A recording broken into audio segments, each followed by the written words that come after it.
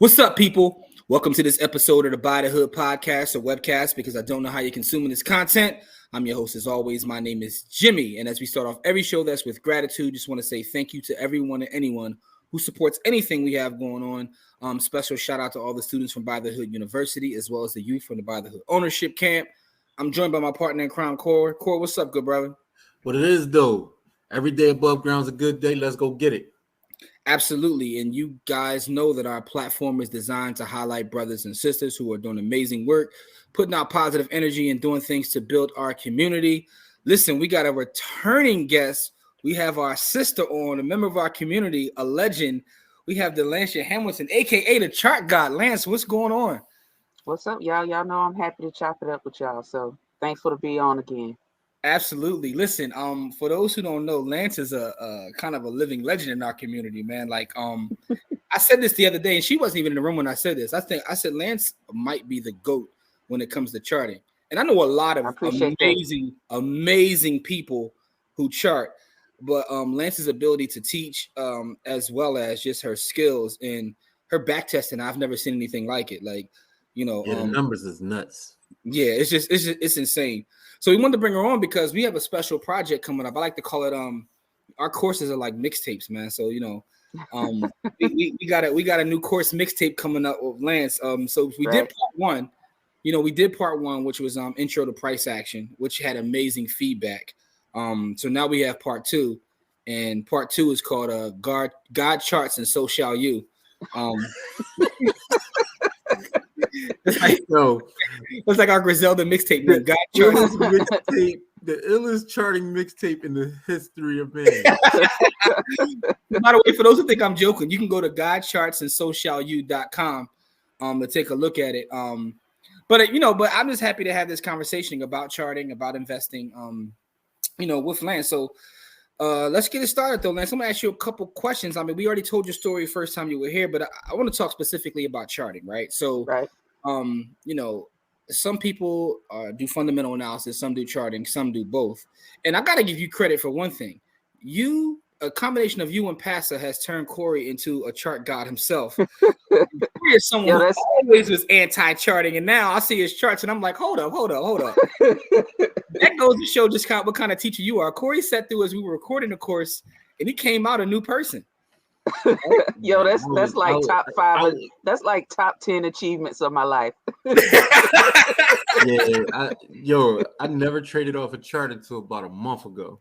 Yeah, I'm telling you. I was like, I can't, because I couldn't see anything clearly on the chart. It's so much clearer to me on an options chain than it was on the chart. But now I can, I can see what y'all looking at. You like Neo. You see the light now. Yeah. So let me ask you this though. When it comes to charting, what do you think is the biggest mistake or biggest misconception that people have about charting in your experience? One of the and I see this with a bunch of well-known popular gurus where they say that charts are irrelevant and it's about the news. And I'm like, but the charts is the buying and the selling based on certain narratives. So they go together. Like you can't have one without the other, really. And there is no moment where the news and the price action diverge ever. Mm-hmm. And if you feel like there is, then that's your error that you're making. Like there's a piece of information that you're not getting at the moment that is the real reason for the price action appearing to go against what you feel is the narrative. So that's one of the biggies that I see. So a lot of people, unfortunately, get discouraged about learning about, charts and price action because you got popular gurus that say, stuff like that, like, oh, just trade the news. The charts are, irrelevant. Another misconception that people tend to have when it comes to charts is that it's complicated. And it's really not. Some people do make it really complicated. And I did, when I first started learning, but that was just a part of the learning curve for me, I think. But charts are really simple. It's really just buying and selling. That's it. And you can just actually see it and read it in a different way as opposed to just looking at a piece of news and going off of that information alone. So those are two big ones that I see. But you know what though, and I think it probably is intentional how people try to make charting seem very, very, it's like a mystique behind it, right? Because when you see culture, you see the 15 screens and all the different numbers going up and down. But this is why I got to, give you like your flowers yourself, as well as like, Pastor Tone, like seeing people that do this and explain things like what's the 20, what's the 200, and then it starts to come together. It's like, it's almost like everything else. They keep people out of certain industries and things through vocabulary and try to make things seem a lot more complicated than they really are. And it just isn't, right? When you take you take a little bit of time and you study, you start to realize, like Corey did, like Corey said, I'm already looking at the same stuff. Now it just makes sense, but it takes time. It wasn't the actual vocabulary for me though. It was the actual lines. I get the lines. I get it. It's like it was just too much going on. Like it was just. But once you understand what each one represents and you can take them on and off, now you see like, oh, okay, because it's a mystique behind charting. And I think a lot of times that keeps people away. But I think that after taking both of Lance's courses, like participating, rewatching them, I'm sitting there like, man, I wish I would have had access to this, years ago, because now, listen. I popped the chart. I popped the Amazon yesterday. I'm just sitting there watching the charts. Like, okay, boom, right here, $1,000. I got out of the blue. Like, I'm just like, I feel like I'm creating money now. And it had nothing really to do with the fundamentals. So now I'm like on completely the other way. I'm just trading price action. So, got to give you your flowers for that because you've helped me see the light. Right. All right. Yeah. Come to the pulpit. I'm not gonna lie. I still fundamentally. Breaking down the company will still give you an idea of where the price action is going. It's not that like she said, it doesn't diverge, but if you understand fundamentally what a company does and how it makes its money and those kind of things, it will help you. Absolutely. But what I'm saying is, what I recognize is I can trade with price action and without having to know anything about the fundamentals. Exactly. But I can't do vice versa, right? But I can trade price action without fundamentals, because sometimes price action is about emotion, right? So all the time. Yeah, all the time. So the fundamentals can be say one thing, but people's emotions are somewhere else. But if I'm just looking at price action, I see their emotions, right? So I've really made a complete switch, and I gotta give Lance credit for that. So Lance, you've taught a lot of people through your courses, and also like via one-on-one. So what would you say in your experience when people are starting out, like they have no experience at all charting? What are some of the things they can try to do to get better or just practice as they want to start picking this up as a skill set? Start with the basics, the bare minimum. Like, what is a candlestick? That's how I started. You know what I'm saying? So I pretty much stripped all of it down to, okay, if I'm looking at a chart and it's a series of candles, I need to figure out what one candle means. You know what I'm saying? And so then that led me to, so it's a different types of candles. And now the candles can tell me different information, like on whether the buyers are in control, whether sellers are in control, and things like that. So start with the basics, pull up a chart, and don't worry about the indicators right off, just start with, basic, what candlesticks one-on-one, and go from there. If you want to add, indicators, do that, but keep it simple, because the more indicators that you have, then you start to, you just overdoing it, I tend to tell people, maybe 3 max is really sufficient. That's pretty much where I tell people to start. Do you find that when people start, they tend to put way too much on their chart to absolutely. Okay. Absolutely. They'll have like 5 different parts of the screen with this indicator saying one thing, another indicator saying something else. You really just don't want that, really. It makes it too complicated. Got you. And I know you go over this a little bit in the course, but you actually go in depth about this in the course. But I'm going to ask you just briefly in terms of time frames, right? So someone starting out, right? Someone looking at, maybe they haven't got the course yet, although you should get the course because it's classic. But in terms of time frames, the 1 minute chart, the 5 minute chart, the 15 minute, the hour, like where should someone start, or should they start automatically looking at multiple time frames? Really, you should start looking at multiple time frames. However, you got to think about what your objective is and who you are as a trader. If you're a scalper, then the lower time frames are going to make more sense. But if you're a swing trader, then those higher time frames are going to be a lot more significant than they would be for a scalper or day trader. But definitely start with multiple time frames, because what happens is if you're just focused on one time frame, you can get kind of pigeonholed into that time frame and not see the bigger picture. Like you can literally be just looking at the daily chart like, oh, I see this, but what you don't see is maybe the weekly chart has been setting up for a reversal, so you just get mauled. You know what I'm saying? So multiple time frames are very important because it allows you to piece the bigger picture together, and kind of figure out what's going on. And I'll give you a quick example. Earlier this week on Monday, I was looking at Apple. Saw a 7-figure print on time and sales, and I was like, let me just do some more investigating on this. And it was really a neutral position. So I know we're not talking about option strategies, but it's called a long straddle. Some people may know about that, but it's a long straddle, so you make money regardless of whether the price goes up or whether it goes down. What you don't want to happen with that long straddle is for the price to just be stagnant. So I was like, okay, so somebody with a lot of money is expecting a move on Apple, and not just like, oh, a little 5-point move. Like they're expecting like 10 plus, maybe even 15, 20-point move on Apple soon. And the expiration date is middle of April. So I was like, oh, they're expecting this like in the next 30 days or so.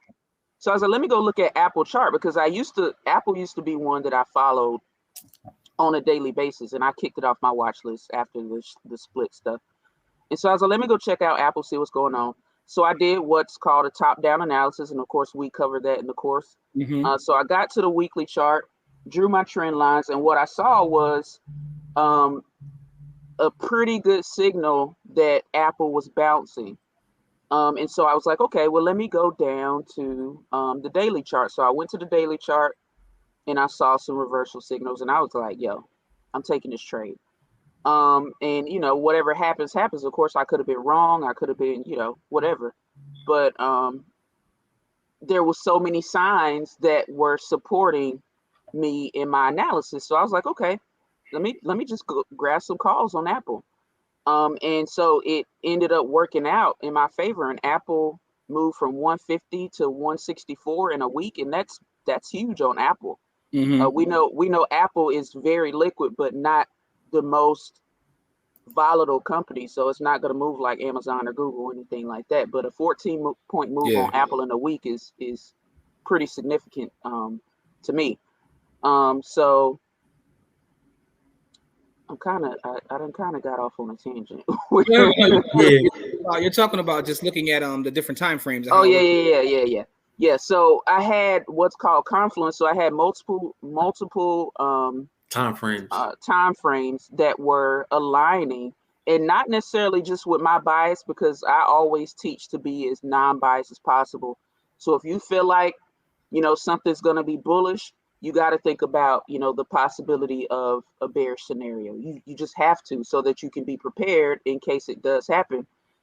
So using that multiple time frames, and I even pieced together some fundamentals in the mix, and I was like, yo, if this don't work out, then it just is what it is. It's like guarding LeBron and he dunks on you anyway, but you played the best defense of your life, but he was just too good for you. So it's like I can live with that. I can live with that loss. I did my due diligence and it just didn't work out. But in this case, it worked out. So just being able to look at those at the higher time frame and see that, okay, this is what's happening, but let me go down and see where I could possibly get in, or the lower time frames confirming what I'm seeing or what I'm thinking, and then use those lower time frames to find a pretty decent entry. So it worked out. All right. So the next question I have for you is this, because I know that you said that when you know how to chart, and then shout out to Pat Antonio, he said you could chart anything. And I know that recently you've been testing out your skills in the crypto space over the last year or so. Like, so how has that worked out? Taking the same skills that you use with options and applying them to crypto in terms of charting. What do you find is the similarities and the differences, if any? There are definitely some nuances between them, but price action is price action. But crypto is just a little. For me, it was an adjustment to go from, okay, the markets are open from 9 to 4:30, but crypto is just open 24/7. So it took me a while to adjust to just that, because I'm like, okay, well, what's the daily candle? Where does it stop? Where does it start? Where does the day end? Where does the day start? Where does the week end? Where does the week start? And what a lot of people don't realize is that for crypto, the weeks run from Wednesday to Tuesday, and not from Sunday to to Saturday. Yep. Or Monday to Friday, like the stock market. So that took me a while of just watching the chart to be like, wait, something like I'm of course in the beginning I'm expecting a week to end on Sunday. So I'm like, okay, I'm tomorrow I'm about to make my move because I get a new weekly candle, and that's going pretty much either confirm or deny my hypothesis. And that one candle just kept going, and I was like, bro, what's going on? So the nuances like that really were an adjustment for me with getting used to crypto. And then in crypto, well, of course you have market manipulation in the stock market too, but it's a lot more prevalent in crypto. And you can get in a situation where these big money mugs can just go stop loss hunting and stuff like that. But I don't really use stop losses, but when you're trading on margin, like there are some huge risks with that. With say like you're in this position and you got a certain amount of collateral for that position, and somebody decides to go stop loss hunting, and you just get caught up in the mix, So the price action is generally the same. It's similar, but there are definitely some nuances that make them a little less stop loss similar. hunting is a big game in crypto. You will get stopped out immediately. If they see too many stop losses at a certain point, somebody's going to come hunting for those stop losses. That is an automatic. Right. Listen, every time Lance says this, I'm amazed that she's told me this multiple times. Like, I don't use stop losses. I'm like, I'm amazed at that, because I can't not use stop losses, because if I don't, I'll be bleeding ungodly, because I don't have no chill. Like the game. And you start getting emotional, like, and again, we talk about the psychology of trading within, the newer course that's being released. But you know what kind of trader you are, so you're successful in your style. So it doesn't. Because I'll be wanting to rumble the market. Like, what you mean I'm down? Like, let's go. Like, give me my money back now. Yeah. Like, let's fight. Like, you know what I mean? Like, let's go. So I gotta set stop losses to basically to avoid my psychology, my behavior.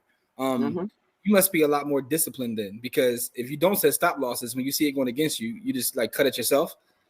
So I have with my system, I've developed what I call mid position analysis.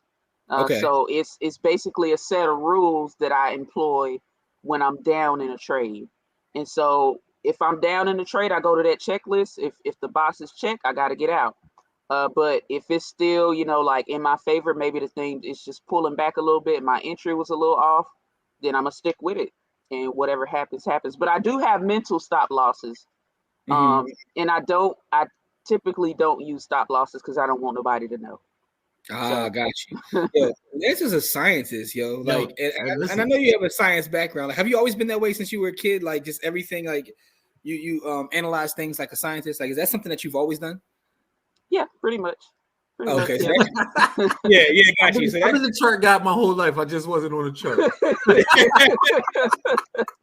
No, that's dope though. Lance has like a hypothesis and a formula for everything. Like, that's amazing. That's amazing. The scientific way that she approaches things. Like I'm more like visceral and kinetic. Like if I just see it and then I do it. And then, I've had to learn to trade with stop losses also, because I will let it zero out, because I've been trained like through gambling to, if you put it in, there's a chance you could lose it all. Yeah. You know what I mean? And so what I realized about trading is that it's not gambling. You know what I mean? Like you're setting up things and you let it, you let it play out to whichever way it plays out. And then if it, hits my stop loss, I'll take my small loss, but I want my wins to be a lot bigger than my losses. Right. And so that's helped me. But with, I can't. If I trade without stop losses, I would probably burn through an account in probably like a week. But I think that in this conversation that we're having, I think the most important thing for anyone to realize that maybe has never started trading with charts or is started is that you have to find out what works for you, because all three of us talked about what our struggles are, or Lance don't got no struggles, but I mean the rest, me and Corey talked about our struggles, but we talked about our approaches to using the charting and trading, and I think that's important. And we talk about psychology in the course, but understand who you are. Like, be very self-aware, I guess is what I'm trying to say. You have to be self-aware when you get into these markets, right? So Corey, you have any questions for Lance? I do. So as you're charting and you're going through your checklist, the things that you're looking for, what determines whether you enter, or just not your whole checklist, but what determines your entry and exit? If I see, like, if I'm doing my analysis and I'm seeing like not just Confluence on the charts, but Confluence within my body of rules, then it just makes it a higher probability of success for, whatever it's pointing to, whether it's bullish or bearish, or whether it's just, sit on your hands. Yeah. So that's one of the major things. And it's a source of confidence as well. So you can look at a chart and definitely the indecision is always going to be there. But when you see like, okay, let me check this thing. Oh, this is saying bullish. Oh, well, let me check something else. That's saying bullish too. Oh, and then this thing is saying bullish as well. Take the risk. Because at the end of the day, you don't know for sure what's going to happen. Like, you don't know the outcome because you can't control it. Your goal is to make a strategic, take a strategic risk. And just, if your system is good, if you're good, then your edge is the probability will eventually work out in your favor. So you're not going to be 100%, in this. You're just not. But if you're strategic about what you're doing, then the probabilities will work out in your favor. So you just have to kind of trust in that, really. The other question I had is, when you're teaching and someone is looking to learn, because you have to learn what system is best for you. What are your parameters for teaching? Like, how do you set your teaching parameters for your students? So first off, I do like a discovery call. So we'll get on a call for, about 30 minutes to an hour, just so I can gauge, exactly what it is that they need and to determine if I'm a good fit. I have them to pull up a chart if they're in a situation like, yo, I can read charts, but I'm still having issues with, XYZ. So we'll get on a call and I'll see, if I'm able to provide, the service that they need to get them to, the result that they're looking for. Or if I need to, like, hey, go see, such and such, go see such and such. Or I had one some months back where a lady, she could read charts, but she just wasn't having success. And it turned out it's just a confidence thing for you. Like, I'm not going to take your money. You already know how to read charts. You have a system that you're using that has been proven to be successful. So it's just a confidence thing for you, So that's the main thing that I do is I'll have a consultation, and we'll, have some back and forth dialogue about their specific needs to see if, if I'm a good fit or if someone else can be a good fit for them. And recently just did that.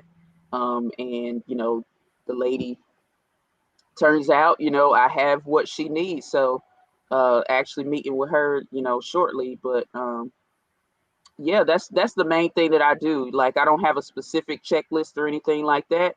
We just have some dialogue. Sometimes I'll have them pull up a chart to see, where they are in their journey to learning price action. And then we just go from there. Yeah. So one thing I want to bring up too is you mentioned this in this conversation about how you moved Apple off your watch list. Excuse me. And it's funny because one of the things I learned through trading is you're always constantly learning and getting better. So I've always preached that, stop watching the whole market, watch a small number of companies. But even as I said that, I've actually scaled down myself. I'm at the point now where I'm probably trading like 3 things, right? Yeah. SPY, Amazon, and possibly one other. And I'm trying to learn to do gold. That's something I'm working at now, trying to figure gold out. But with that being said, how important is it for someone to have a small number of companies? Because a lot of times people are looking at the overall market and not mastering, whatever those companies are. So that's very important. At least it was for me, because what I found, and this is going back to what you were saying about being self-aware, is that emotionally it just wasn't good for me when I was trying to watch the whole market, because I would really get upset if some obscure stock took off and I just missed that opportunity. Like, I would be so upset, like, how did I miss that? You know what I'm saying? And it's something I never heard of before, but my mind would kind of play that trick on me, and it just kind of became like a negative feedback loop. And I was like, eventually I had to sit down with myself, and I was like, yo, bro, come on. You can't watch thousands of stocks every day. You just can't. It's impossible. So I was like, oh, wow, okay. So then I was like, okay, well, let me find a few that I can just watch on a regular basis and see if there's some opportunity there.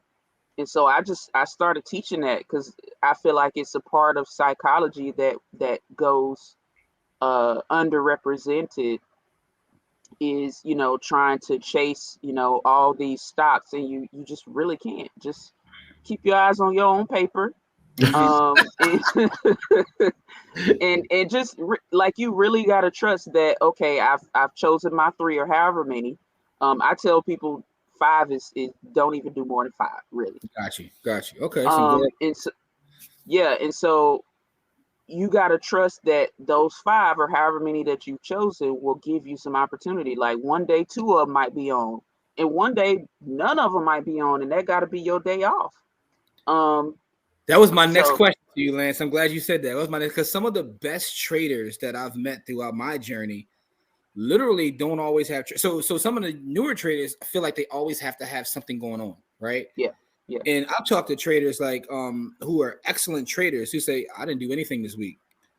Right. And that always blew my mind. Like, what do you mean you didn't do anything? Like, I didn't see anything. I didn't take a trade this week. Like, right. I didn't see anything I liked, so I just let it go. Yeah, I just didn't trade it all this week.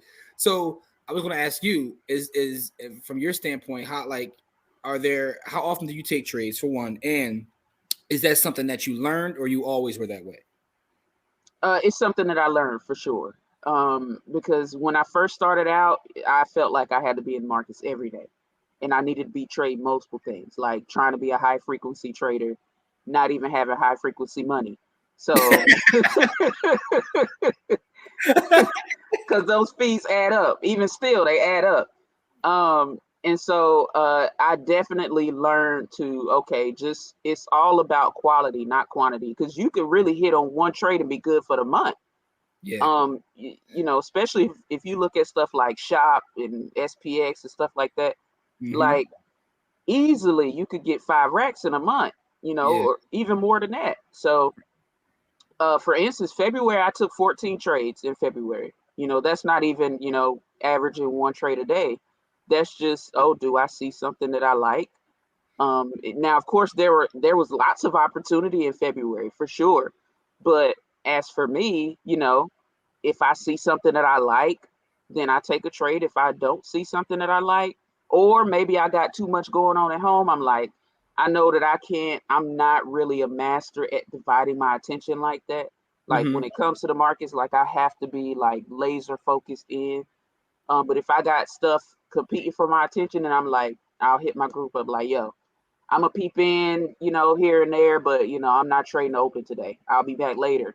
Or I'm not trading at all today, because I'm just not in it today. I got, all this other stuff going on, so I really can't pay attention. Self-awareness. And that I had to learn that too, because I would be like, yo, I got World War III going on right here, but I'm gonna still try to trade and end up losing some money. Even in situations, probably some of my worst, biggest losses have been trades that were great trades, but I wasn't emotionally equipped to stick with the trade. So I'll sell it for like a 25% loss or something, and then that shit will go up 4 figures, that type of shit. Yeah. So, yeah. Listen, so I get it. I had a trade, and I'll share this on our YouTube channel and everything. I lost like $4,000 a couple weeks ago because I wasn't paying attention. I literally made the right analysis, and my trade was in my favor, but I made the mistake that I learned when trading SPY: do not hold your contract overnight, right? So if I would have cashed out that same day, like I intended to, but I was paying attention. I was in crypto, like you was in the crypto rabbit hole. I was in the rabbit hole. I was in the rabbit hole doing something degenerate, and was like, I cashed out of that contract. Opened up the next morning, and that thing like gapped up, and that was it.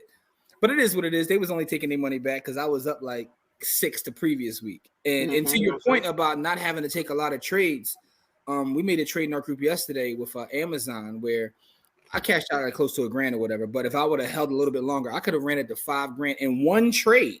And this is one contract, by the way. This wasn't a bunch of contracts. This was one contract.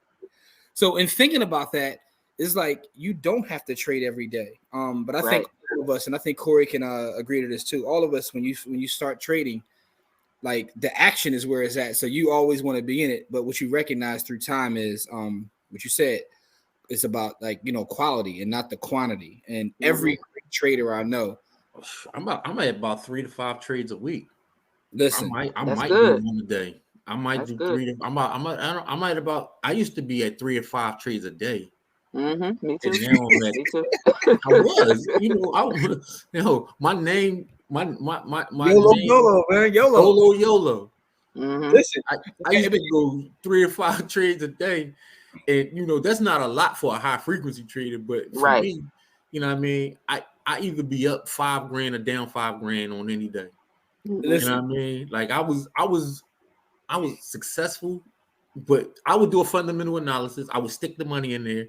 And I'm like, I see it, and I'm gonna go for it. My entries was piss poor because I had no charting experience at all.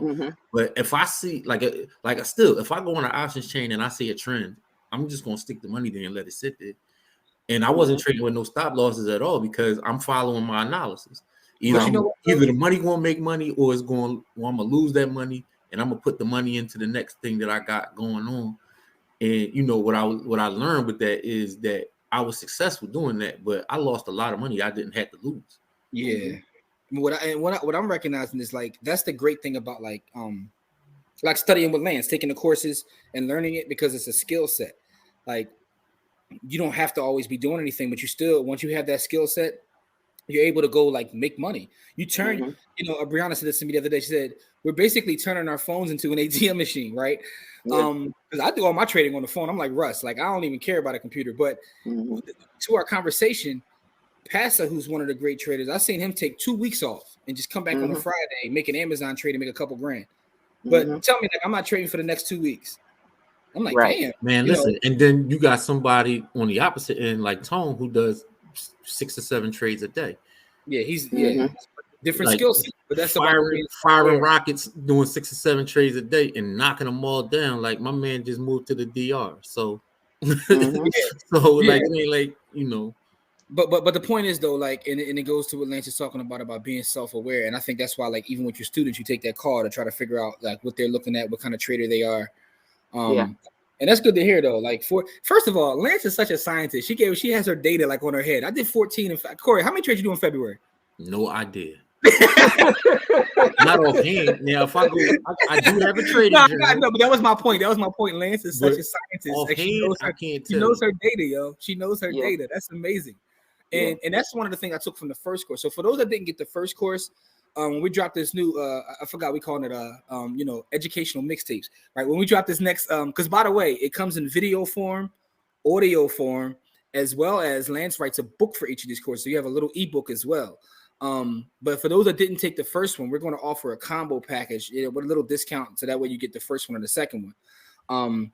But that was like some of the lessons in the first one, about being self-aware. So psychology is permeated throughout both of these courses. Mm-hmm. But I think it's very important to be self-aware. But one of the things I took away the most from the first course was like Lance's like a Kobe type work ethic. Like she knows her numbers, she knows her trades, and she talked a lot about going back and studying your trades, successful and unsuccessful, to see what you did right and see what you did wrong.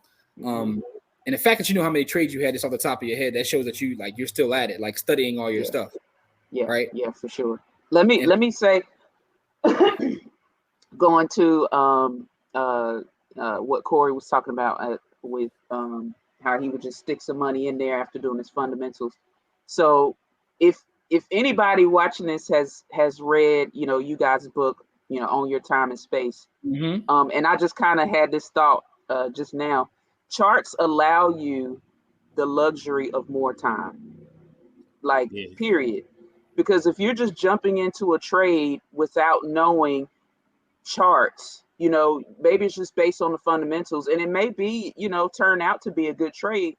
But if you're down for weeks and weeks at a time, you're losing time. Yep. You could be doing better things with your money during that time and get a better entry and have a smaller drawdown and less time in the trade. You know what I'm saying? So yeah, I just want to spending. No, that's my average time in the trade was like 35 days. Okay. Me and Corey had this conversation a couple of days ago. When I lost that money, I said, the worst part about it wasn't the money, because I was kicking a spy's ass for maybe 2 weeks straight. So it was there really to get my money back. But I said it wasn't the money. I said it's the time, because it's like, not that I'm starting over, because again, it was their money, but all that is time. Like now I gotta, before I start to like get more profit, I gotta get that 4 back. Like, it's time. You know what I'm saying? I did spin the block on Spy this week though, so I smacked him again. Like, So me and Spy be out here beefing. We ops. but no, you're right about that. It absolutely is time. And to bring it all together, you save yourself time by studying. So what I will say is this new course is phenomenal. It changed me and Corey's life, and we're the only ones that seen it outside of Lance. So I know when it hits the streets and the people see it, what it'll do. I've been investing in trading for 20 years, and this still blew me away, because now not only is Lance giving up specific setups, but it reinforced things that I thought, but taught me a lot of newer things.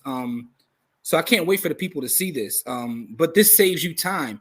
Also, when you get this course, it gets you access to our By the Hood University, and we're in there every day talking about crypto and stocks and real estate, and it's a bunch of folks that look like us that share information, and anybody who gets the course gets access to that community as well.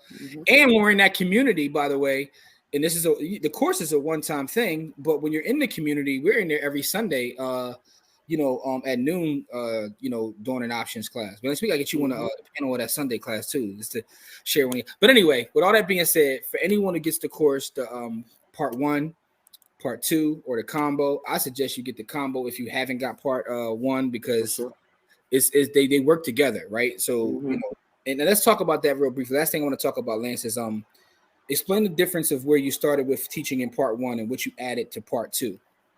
Okay, so part 1 gives you the basics. Like it's more designed for beginners. Like I've seen a chart, but I have no idea what it's saying. So that's what part 1 is about. It takes you from knowing how to read, basic candles, and then it gives you like a setup. So once you finish part 1, you're able to start to read charts and make some decisions based off those charts, with practice, of course. And then part 2 really builds on that and it kind of goes deeper into what you got in part one, and explains things a lot more thoroughly, and really digs more into the practical psychology side of trading. So yeah. And yeah. the feedback from the first one was insane. Like we got so much great feedback from the first one that I can't wait for those folks to see the second one. So listen, so if you're listening out there, God Charts and So Shall You, our educational mixtape is coming out, probably this week. When you see this guys on Wednesday, we probably drop either this week or the following week, but we'll post it on all of our socials to let you know the exact date that it drops. We'll have the combo if you haven't got part one. You'll also get access to the community. But we definitely want to bring Lance onto the pod to talk about this because this is a skill set that all of us can learn, right? And doesn't mean that you have to leave your job to be a full-time trader. You don't have to do any of that. Right. You can set up swing trades that, you're making money in the market while you're working. Like what's better than that, right? And what'll happen is you'll start out earning yourself at your job, right? But anyway, but it's something I think that a lot of our folks should really try to embrace because it is very intimidating. But once you start to study, you recognize that it's really not that deep. And by the way, I do want to say this, that this episode is for educational and informational purposes only. This is not investment advice, and all trading does involve risk, so please do your proper due diligence. But Lance, I just want to say thank you for sharing your time on our pod, this week, and thank you just for being part of the community and building with us and allowing us to be part of the journey as you put these mixtapes together, as I call them. Yo, much gratitude and love to you guys. Whatever y'all want, I'm here.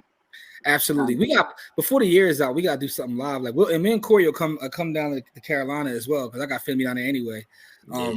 So we need to set something up. We do another live event. Yeah, I'm with it. Okay, we're gonna talk about that. But for the folks out there, I'm gonna put all of Lance's socials in the description box, and I also put the links for you to get God Charts and So Shall You. Just take a look at all of the different charting courses that we put together with Lance. It's a whole series. It's phenomenal, and I can't wait to see what we do in the future. But Corey, you got any final words, bro? Nah, man. I'm just, she got me on the chart. So if she got me on the chart, that's all you need to know. You don't need to know anything else. You don't need to know anything else. I traded off of a chart this month. I never trade off of a chart. And it's not just that Corey traded off a chart. When he showed me his chart, I'm like, ho. I'm like, hold up. I'm like, Lance, that's what I told him this week. We were in a different class. We're in a whole different. I said, yo, Lance is officially the GOAT. I know a lot of great charters, but Lance is the GOAT because she got my brother on the chart, and he's been anti-chart. And this to me, there's too much going on with people be having so much going on in their charts. Every time I look at my chart, that it make me want to throw. I'm like, what's all that? That's unnecessary. But I mean, and that's all that stuff on there. But that's what Lance said in the beginning. You can simplify these things, and you don't have to do that. But a lot of times people do that because they look good for screenshots. What I mean? People know exactly what's going on, and some people want the screenshots. Corey, you live in the screenshot world, man. Let them get these screenshots off, bro. There's too much going on. Stop. Let them get their screenshots off. Let them get their screenshots off, man. Anyway, Lance, I just want to say thank you. We love you, and we can't wait to see how the reaction is when people see this new course. And for everybody out there, make sure that you follow Lance, see everything that she's got going on, and take a look at the course. And get into the community and make sure you build and ask questions once you're in the community because we got so many folks in there that are just brilliant. And it's folks back there that you guys know just from their popularity, but you have no idea they're there. But everybody builds and shares information, which is the most powerful thing. So make sure you take advantage of that when you get in the community. Give us feedback on the course once you get the course. Let us know, what you think. And let us know if you like Corey, if you just go a complete convert, right? She had Corey take his chart shahada now. He went and just switched religions, Corey's out of here now, man. Corey's out of here. But anyway, though, for everybody out there, make sure you give us some feedback about this episode as well as the course when you get it. Lance, you already know what it is. And for everybody, as we always say, it's not about how much money you make, it's about how much you keep. Game elevates, and we shall see you guys on our next episode. Peace.